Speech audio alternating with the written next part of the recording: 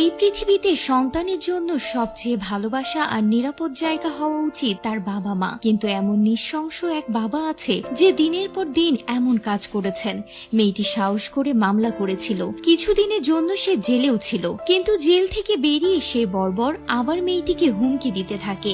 আপত্তিকর ভিডিও ছড়িয়ে দেওয়ার ভয় দেখিয়ে নির্যাতন চালিয়ে যায় প্রতিদিন। এতদিন সহ্য করার পর আজ সেই মেয়ে বাধ্য হয়ে তার বাবাকে শেষ করে দিয়েছে। হ্যাঁ, এটা একটি অপরাধ, শাস্তিযোগ্য কাজ, কিন্তু একবার ভাবুন, একটা মেয়ে যখন নিজের বাবার বিরুদ্ধে মামলা করে আর কিছুদিন পর সেই লোক শাস্তি না পেয়ে আবার তার সঙ্গে সে একই কাজ করে, তখন আসলে দোষটা কার? এই মেয়েটা মানসিকভাবে অসুস্থ হয়ে পড়েছে।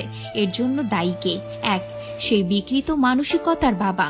দুই, আমাদের দেশের আইন। সে কি সত্যি অপরাধী নাকি আসল অপরাধী এই সমাজ, এই রাষ্ট্র আর আমাদের আইন কাঠামো? মেয়েটি নিজেই তার বাবাকে শেষ করে পুলিশের কাছে ফোন করেছে, মানে সে দায় স্বীকার করে নিয়েছে, পালিয়ে যায়নি। ইসলামের দৃষ্টিতে একজন এই কাজের অপরাধীর কঠোরতম শাস্তি হলো মৃত্যুদণ্ড। যদিও এই শাস্তি দেওয়া তার কাজ ছিল না, কিন্তু সে যে পরিস্থিতিতে পড়েছিল তাতে আমরা সবাই কিছুটা হলেও দায়ী। আমি, আপনি, সমাজ, এই দেশ আর এই দেশের বিচার ব্যবস্থা।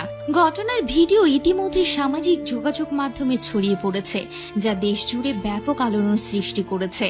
জানা যায় বাবার প্রতি মেয়েটির তীব্র ঘৃণা জন্ম নেয়, তারপর আবার বিচার না পেয়ে তিনি চরম হতাশাগ্রস্ত হয়ে পড়েন। এই অবস্থায় বাবার ক্রমাগত মানসিক চাপ তার জীবনকে আরো দুর্বিষহ করে তোলে।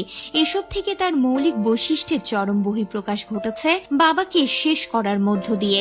এদিকে পুলিশ জানান, মেয়েটি দীর্ঘদিন ধরে তার বাবার কাছে ব্ল্যাকমেলের শিকার হতে হতে হিংস্র হয়ে উঠেছিল, যার পরিণতি তার বাবাকে একদম শেষ করে দেয়া।